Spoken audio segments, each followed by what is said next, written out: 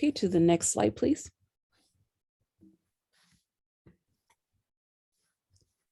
So a quick overview on what to expect in the next 60 minutes. We're going to be covering the following topics. So today's agenda includes introduction to Cloud Managed Prisma Access. We will then be covering onboarding remote workforce, which will cover onboarding mobile users, onboarding Explicit Proxy, Authentication, and Pac File Editor. And then we will be ending today's session with a Q&A session. A quick reminder to everybody that if you have any questions at any point, please feel free to enter that on the Q&A chat box, and we will make sure to address those questions towards the end.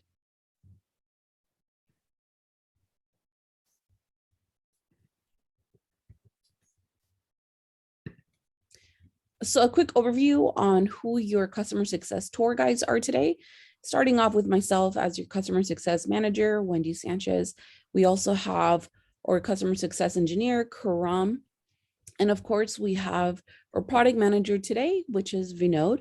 Also, a quick reminder that we have a lot of great resources on Life Community and on Tech Docs, which we will be covering shortly.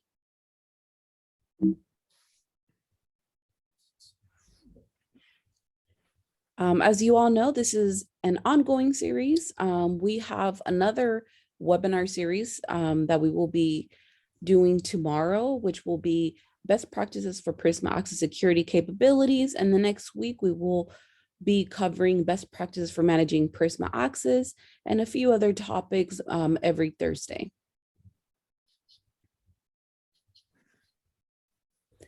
As I mentioned, Life Community is a great resource for very great useful resources such as our recorded webinars. All of our webinars that we have, they're recorded and you can access those here.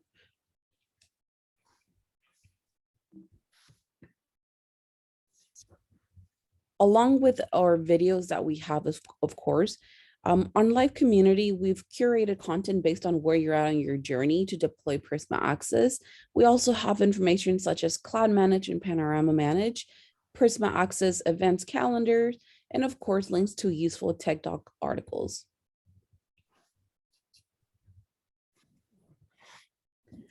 So speaking of Tech Docs, that's another great area for you all to access great resource on Prisma Access. A lot of the information that you see in a lot of our webinars, you can gather similar information on that on our Palo Alto Networks Tech Docs. And of course, if you're having any customer support issues, we highly encourage you to open a ticket. There you can not only create a case, which has really fast response rate there, but you can also search for KB articles and tips. And of course, we highly encourage you to subscribe to Prisma Access Insights for upgrade related notifications.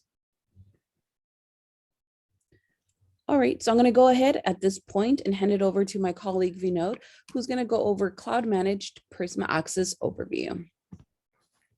Thanks, Wendy. Good morning, good afternoon, and good evening to people in different regions. So today what I want to do is just quickly introduce Prisma Access.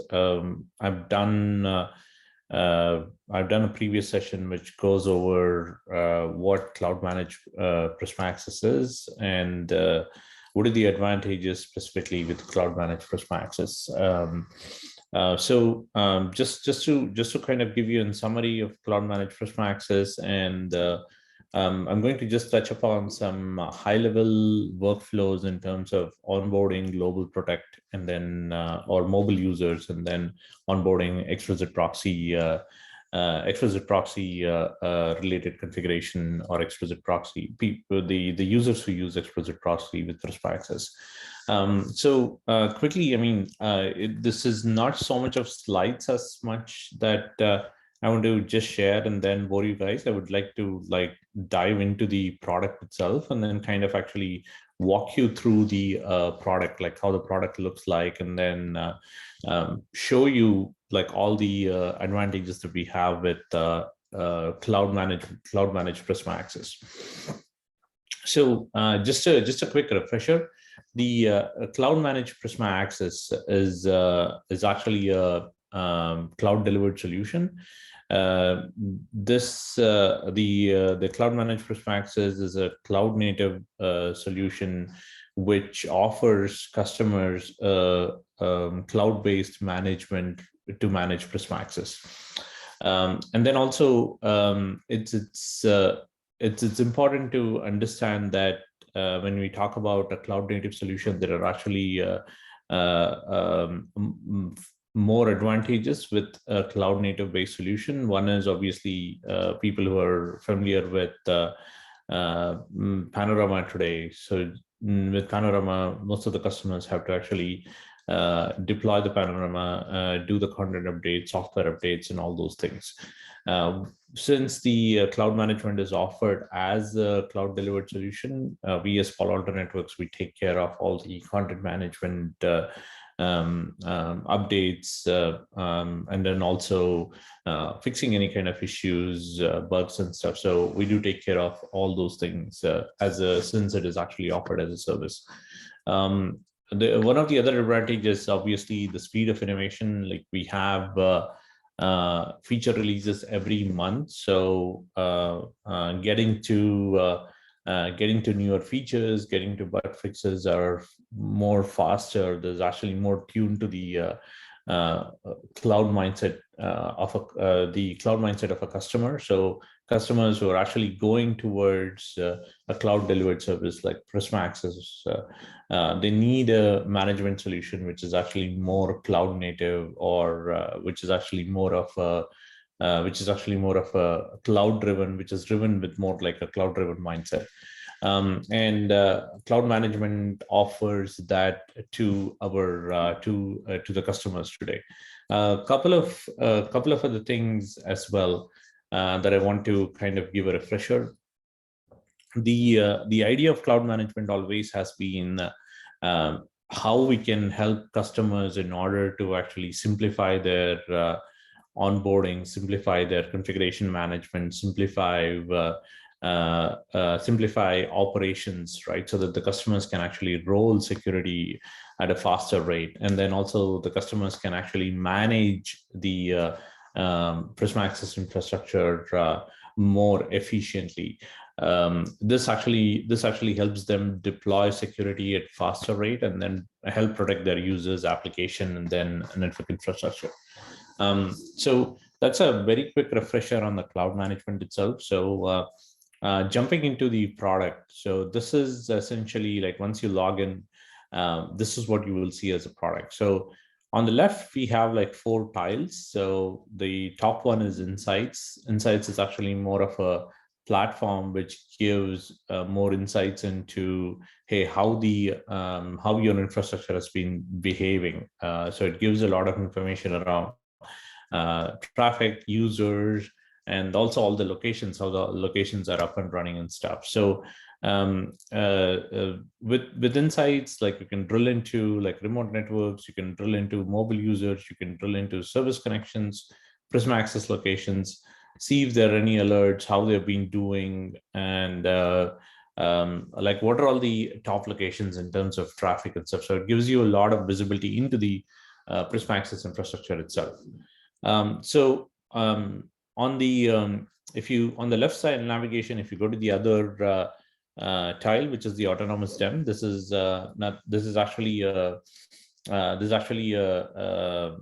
product which was released about a year ago by Palo Alto Networks, where customers can actually measure the application performance on Prisma Access network and then see how the applications are performing, for them to actually get a better idea about like if there is any issues with user experience, where the issues are, so that they can get more visibility, and then they can take actions around it.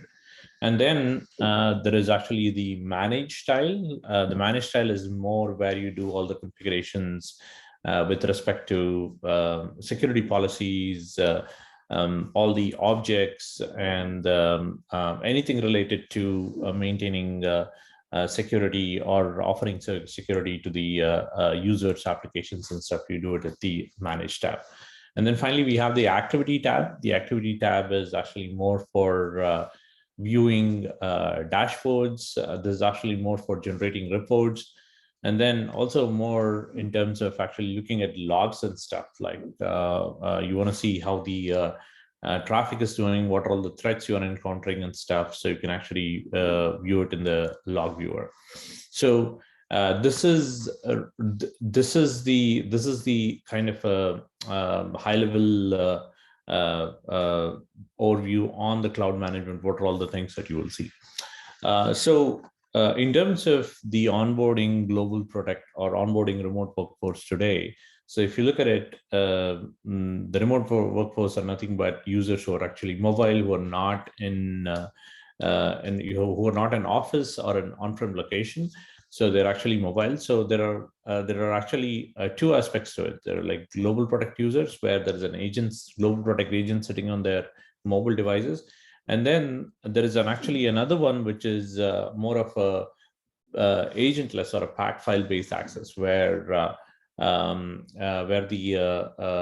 devices, they are actually configured with a Pac file, and then the traffic is redirected to a proxy, Prisma Access proxy sitting in Prisma Access, and the proxy inspects the traffic and then sends the traffic to the internet, trying to make sure that there are no threats coming from the internet and then affecting the user devices and stuff. So just to go back, today we'll talk about just some of the onboarding capabilities that we have with GlobalProtect and then Explicit Proxy, and then how we are actually simplifying the customer experience with onboarding. So so once you get to the overview page, obviously there are a bunch of things which give an idea to the customer in terms of how the Prisma Access infrastructure itself is doing. So you get the config status here, which actually gives an idea about whether the configurations are in sync or out of sync. Usually, if all the configurations that is actually done in the management plane and that they're pushed out to the data plane, then the configurations are in sync. Sometimes you may choose to push some configurations to certain containers or to certain nodes, maybe sometimes to remote networks only, sometimes not to explicit proxies, not to service connections. Then, like you will see that the configurations may be out of sync. So this gives an idea saying that how the configurations are. And then there are configuration snapshots as well. If you want to actually roll back and stuff, this is again just a widget. But once you click on view all, it actually takes you to the configuration snapshot, which is actually, not under log viewer, which is actually under manage itself, where you can see all the configuration snapshots. So this helps you to load, restore the configuration snapshots. You don't see the option here because I'm just using a tenant which I have read-only access, but if you have the read-write access where I can show the other tenants, you'll see the actions to load and then restore the configuration as well. So going back to the overview page, just one second, manage. Going back to the overview page, another widget that you have is the it's actually more about giving information about what the tenant IDs are. This could be if you have a CDL like a Cortex Data Lake, the Cloud Management ID, and then the Prisma Access tenant ID, and then also what is the data plane version that you're running on Prisma Access. So this gives you idea in terms of like when there are if there are any issues, you want Palo Alto Network support to take a look at it. You can refer to one of these tenant IDs, and they should be able to actually go take a look at the configurations, or take a look at like if you're running into some issues and stuff. And then what we do is we do have the onboarding workflows. So this is again something unique to cloud management. When you've seen the other platforms, where you need to read the documentation in order to onboard features and stuff, right? which becomes a little bit of a laborious process depending on how good the quality of documentation is. So in order to simplify onboarding experience to the customer and then make it faster, we have introduced onboarding flows for a lot of the features where you can look at the customers can click, for example, a remote network onboarding, and then they can actually walk through the remote network onboarding. Sorry, I didn't click the correct link. Just give me 1 second. I can just show it to you. So here I can just actually click on, let's say, launch walkthrough, and it will actually give me information in terms of what are all the steps which need to pop up. I think there is some issue with this tenant; it did not pop up, but I'll show you another tenant afterwards, where it actually essentially walks through all the steps in order to go onboard that feature and then start using that feature. And then after the onboarding, we do have a strong security posture improvement framework, right? That incorporates the best practices. Like every time you configure a policy, the best practices is actually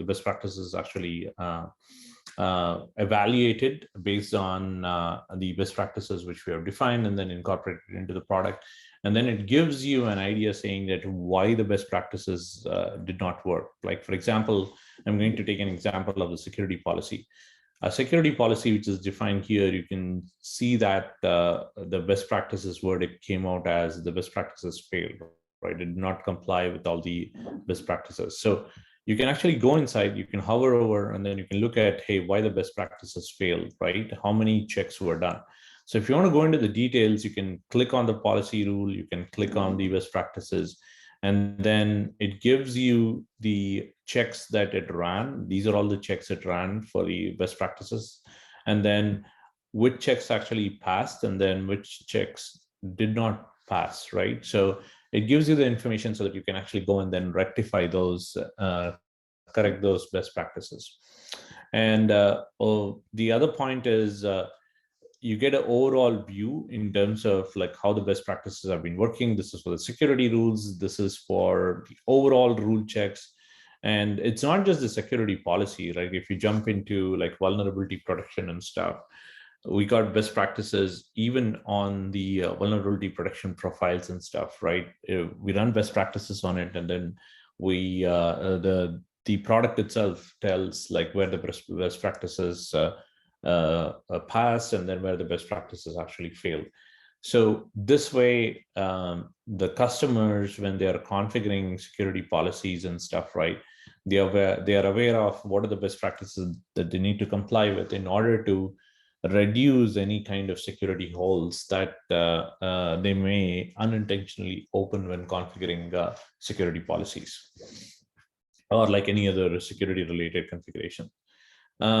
So, and the other thing is we do have the optimize as well. The idea with optimize is this is an ML based technique where we look at all the rules which are configured, and we recommend saying that how you can optimize the rules, right? So for example, there is a deny card policy URL rule, and looking at all the traffic which is going through the traffic logs and stuff. So we recommend saying that you can split the rule and then you can reduce any kind of overly permissive rule that you have, right? This is again to improve more of a security posture, just to make sure that you have specific rules for the traffic, depending on the traffic flow in your network, you have specific rules, and then you don't open unnecessary security holes and stuff.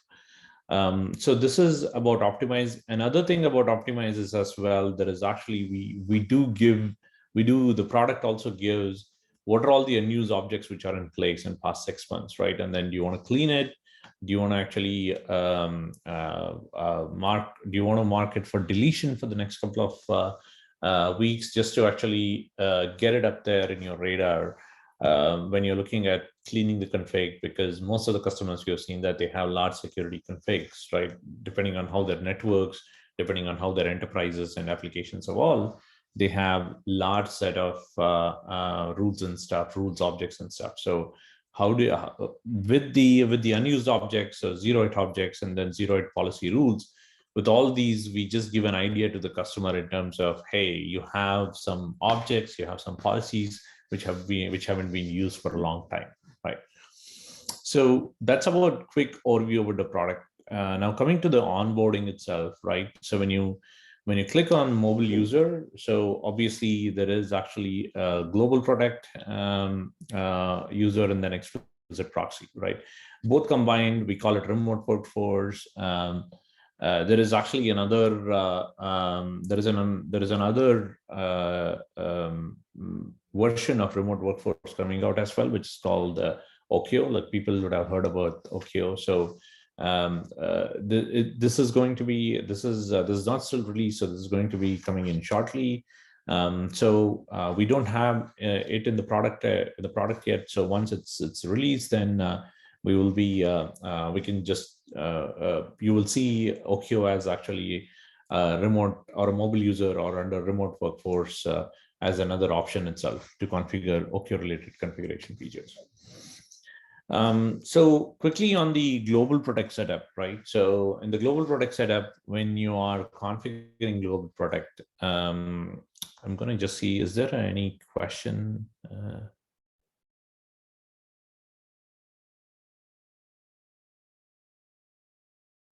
Yeah, so on the optimizer,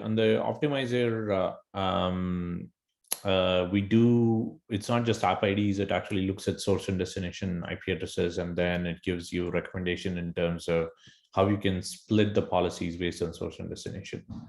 Can a 90-day learning period be changed either by the user or ticket?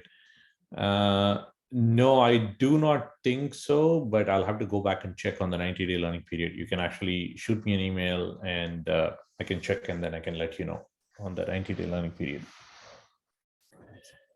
Okay, so quickly going back to the GlobalProtect setup. So when you're configuring GlobalProtect, obviously the first thing that you will do is you will actually go configure the infrastructure setting, right? So the idea here is obviously you need to give a portal host name. This is actually registered. This FQDN will be registered and will be published to the public domain servers, like once the name is given. And the client DNS option is more for, hey, what are the client DNS servers that you want to use? And then there is actually more of a option whether you want to use it worldwide or you want to use it for a specific region. The same thing, the client IP pool is more of like, what are the IP addresses that you want to use on the clients, right? Again, there is an option to use it worldwide, or there's an option to customize it per region. We're also bringing in some additional customizations in next couple of releases in Prisma Access. And the standard IPv6 settings, Windows, INS configuration, and gateway FQDNs. This gateway FQDNs is more for if you're whitelisting or if you want to actually use this gateway information somewhere where the requests are coming in either for identity or something like that, you can actually get the gateway FQDNs from here. So once you have the infrastructure kind of set up in the GlobalProtect, so what you do is you would actually go to the Prisma Access locations, and then you would actually select Prisma Access locations, where you want to have the GlobalProtect gateways enabled. So the portals, like obviously we have like limited locations for the portals. With the gateways, you can actually select the locations here. I think it's one portal for every like geographical region, if I'm not wrong. And once the infrastructure setting has been set up, like where you select where you want the gateways and stuff, you could go and then you could define the user authentications, how the user authentications, you want the user authentication to work, right? For example, users coming from Linux, right? You want them to use LDAP, and then you can define a profile. And again, this is just like our security policy top-down approach with respect to authentication. You can actually define multiple types of authentications to different types of users as well, like how they need to be treated with respect to authentication methods and stuff. So once you're done configuring the infrastructure, you go to the GlobalProtect app, right? The GlobalProtect apps, they're actually pretty straightforward in terms of settings and stuff. In the app config itself, what you do is you actually give configurations related to how do you want to actually control certain app-related parameters and stuff, right? So I'm going to give a match criteria of app-related config, such as saying that, hey, if the app is installed on a particular operating system, and then the users who are coming from that particular operating system, how do you want to control, right, with respect to authentication, with respect to how the app needs to behave, like whether you want the GlobalProtect client to be always on, or you want the GlobalProtect client to actually form connections to the gateway before the user logs into the device as well, or do you want to actually have the user connect on demand? So there is a bunch of things that you can actually configure here. So when you click on advanced option, it gives you a lot more configuration with respect to like how the what are all the different app configurations are there. I'm not going to go through all of them, just trying to give you an idea. And then also, do you want to actually detect whether the devices are on-prem, like within an internet or outside the internet? So that can be done with the internal host detection as well. Gateways are obviously the external gateways are the gateways which are there in the Prisma Access, like that will automatically appear. If you want to actually control any internal gateways, like which is actually deployed on-prem, so you can actually bring those internal gateways here as well. And in terms of collecting host information profile, like it gives you options in terms of what are all the different things that you want to collect with respect to host information profile. And then any kind of registry keys check and stuff that you wanted to do, you can actually do that too.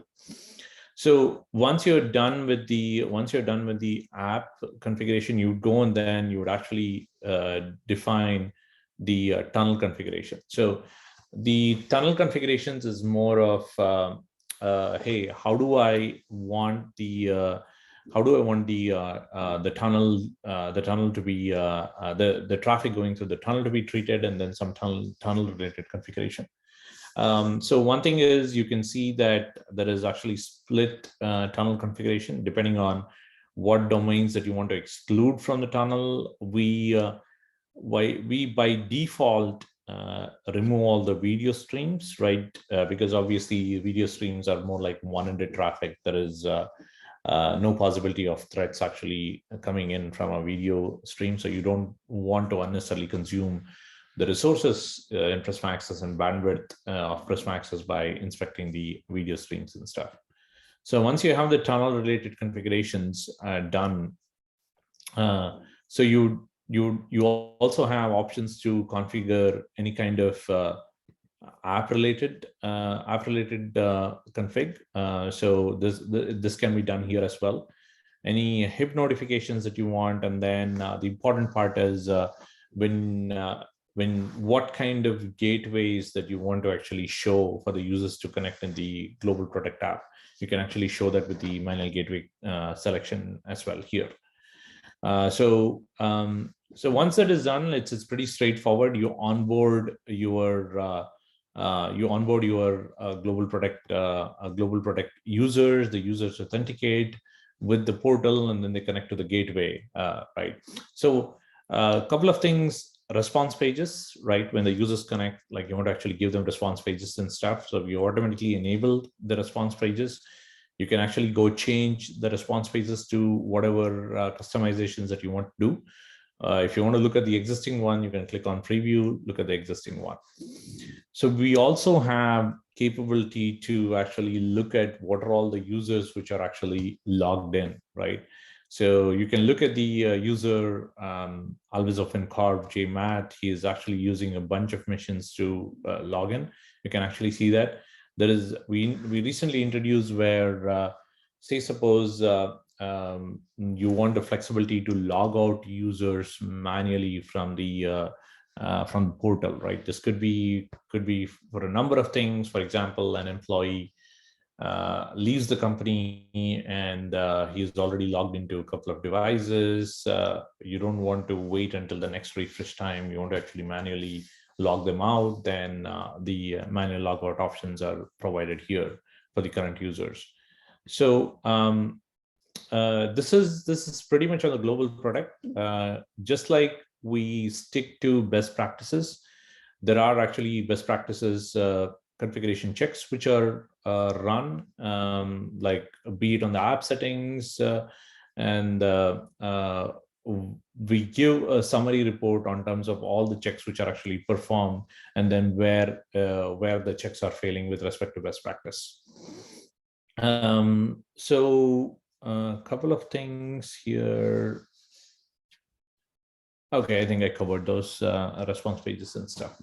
So this is pretty much it on the GlobalProtect. Once the GlobalProtect infrastructure is set up for the users to actually log in and for the users to actually connect to the Prisma Access infrastructure, what you do is you go to the security policy section, and then here in the security policy section, obviously you have the containers, like multiple containers where the policy should go to. You would actually, if you want to actually apply the policies whole to the mobile users, which is like GlobalProtect and Explicit Proxy, you want the same policies on both of them, you can click on mobile user, and then you can write policies for both GlobalProtect and Explicit Proxy. It will actually trickle down to both GlobalProtect and Explicit Proxy. If you want to actually simply write policies only to GlobalProtect, you can do that too. So you just have to select the GlobalProtect container, and then you can write policies only for the GlobalProtect traffic or the GlobalProtect user traffic. So that is about the security policy. I'm going to just quickly jump back in and then go to the next one, which is the Explicit Proxy. So just to kind of give you some background around it, obviously, initially, the mobile user or the remote workforce, we just had the GlobalProtect, right? And which used which needed an agent to be configured. And then also there is an agentless option, which is a clientless option, but again, that's only to access applications within the data center and stuff. But in order to access internet, like most of the customers wanted an agentless option, and then also they needed proxy related features. So that's where the Explicit Proxy came into perspective. I see another question. I'm going to just quickly look at the question. I saw an option for remote networks. Do we have options for service connections? Example, if you're going to migrate to cloud to Panorama. Yes, there is an option for service connections is right here. So just in terms of migration, today we have complete feature parity between Panorama and then Prisma Access, Panorama Managed Prisma Access, and then Cloud Managed Prisma Access. So we have complete parity today. The documentation, the admin guide also talks about the parity and then the compatibility. So you can actually, if you go to the Cloud Managed Prisma Access admin documentation online, you can actually look at the you can look at all the features that are compared between Prisma Access managed by Panorama and Prisma Access managed by Cloud Management. So service connections is there, and then we have complete parity between Panorama managed and Prisma Access managed, Cloud Managed Prisma Access. Okay, not to lose my train of thought, like coming back to Explicit Proxy. So in order to onboard Explicit Proxy, of course, you will actually come to the Explicit Proxy tab, and just like you did the infrastructure setting with the GlobalProtect, right? In order to register a URL, like a URL, so that the client machines or the laptops or the mobile devices can actually reach the Prisma Access using a URL. So you would actually give you would actually give a name, and then the Prisma Access service goes and then registers that name and then the URL. So you have the explicit proxy URL as well, which can be actually given. Though it's better to always use the Pac file URL, right? So in Mac, for example, here I'm going to just open my network preference. You can see that there is actually a proxy configuration. In the automatic proxy configuration, if you just give the Pac URL file name, the machine automatically downloads the Pac file, and then it actually configures it to redirect the traffic to the proxy. So a couple of things that we've introduced with proxy is obviously you can download the Pac file, and then also there is actually a Pac File Editor as well, right?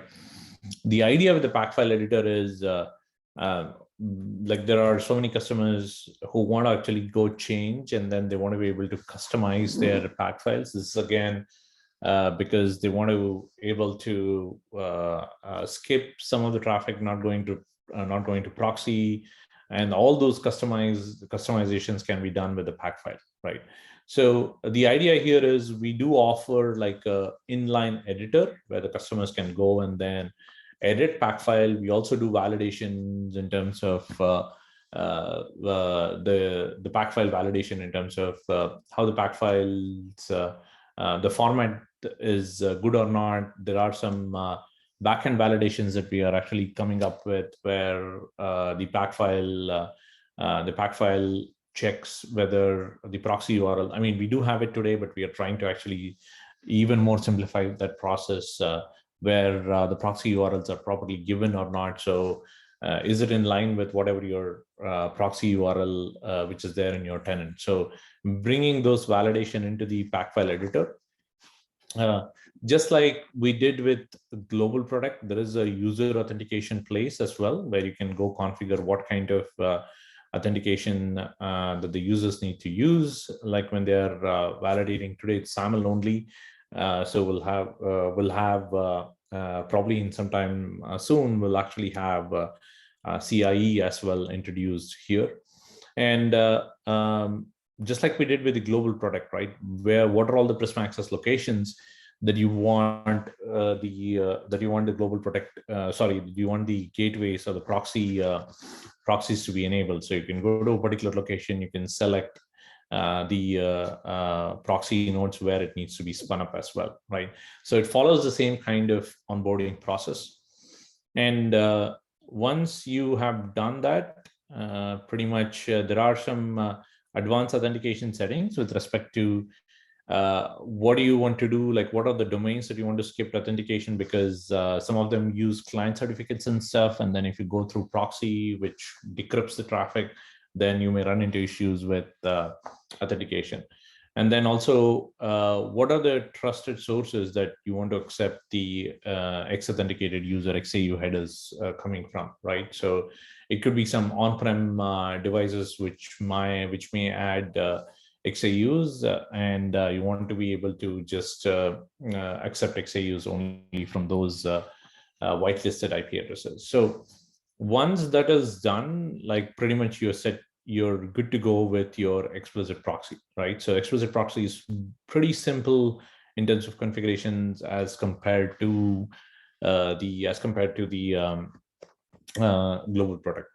And the same thing when you go to the security policies and stuff, like I said before, if you want to configure explicit proxy related security policies, you can actually drill down to explicit proxy container, and then you can actually configure the explicit proxy related configuration. So what we have done is just like we are big into security posture management and stuff. So what we do is we always follow best practices, right? Some of the best practices that we also incorporate is we create rules which blocks the traffic going to, for example, any kind of bad destinations that you have seen from PanDB, right? We do have these we do have this dynamic address group, or we do have these IPs that we receive from PanDB, like cloud service, and then they are updated constantly as and when new bad destinations are discovered, and then they're automatically added, and we block traffic to that, right? It's just not that. When you're adding the threat related policies and stuff, what we do is, if you go to a particular security policy, I'm going to just take an example here. When we create a security policy, like drop inbound malicious IPs, for example, right? If you look at the advanced settings, I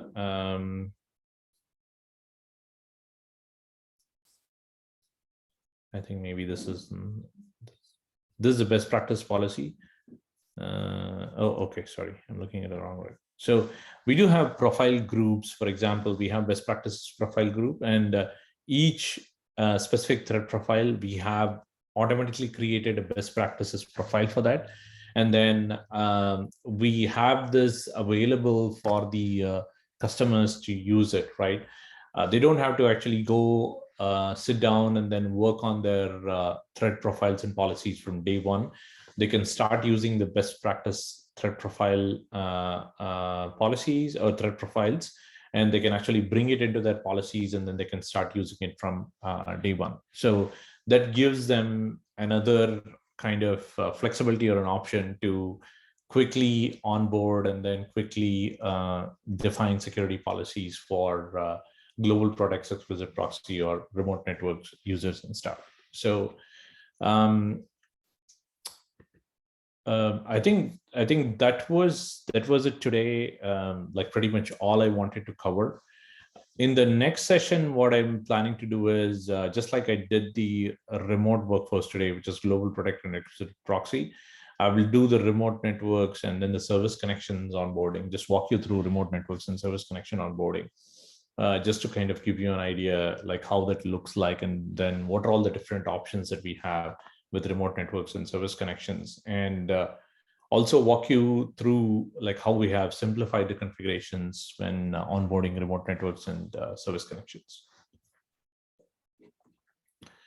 I know I covered a lot of content, but is there any questions that I can address right now? Do you have any questions with respect to like all the things that we covered today?